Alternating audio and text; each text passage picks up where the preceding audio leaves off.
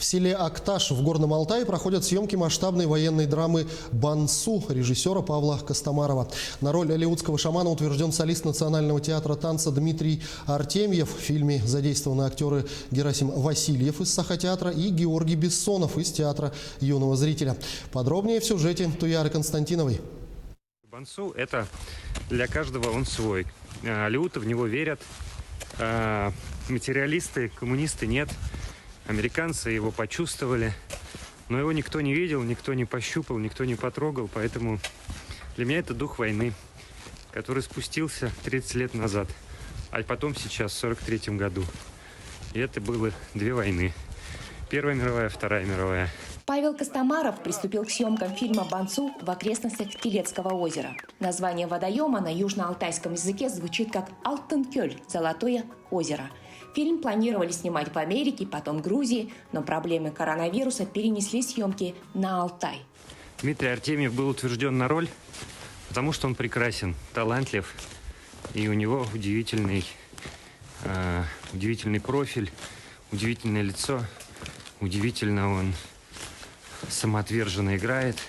У нас не только он снимается в фильме, у нас много актеров из Якутии, и все они прекрасные. С некоторыми я уже работал на проекте «Перевал Дятлова».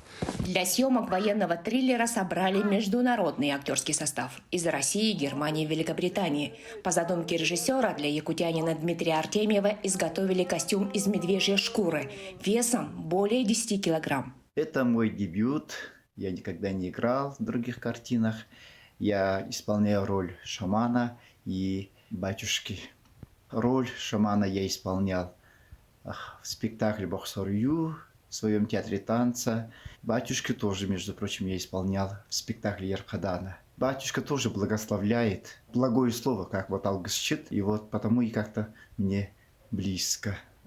Общая тональность. И здесь природа очень вдохновляет. Это природа Алтай, прародина всех тюрков. Очень профессиональная дружная команда. В данный момент мы зависим от погоды. Сюжет фильма рассказывает о событиях 1943 года. Ленд-лиз. В советском экипаже исчезает штурман. В стропах его парашюта спрятаны секретные разведданные. На поиски пропавшего отправляются две поисковые группы – советская и американская. Я решил экранизировать эту историю, потому что я прочитал повесть, мне предложили. И оказалась она очень классная, живая, интересная. И мы написали сценарий и начали ее снимать. Просто хорошая история. Вот и весь секрет. Бансу – это медведь, культовое животное алиутов. Картина снята по одноименной книге Ильи Баляшева. По жанру это уникальное сочетание драмы, мистического триллера и военного экшена.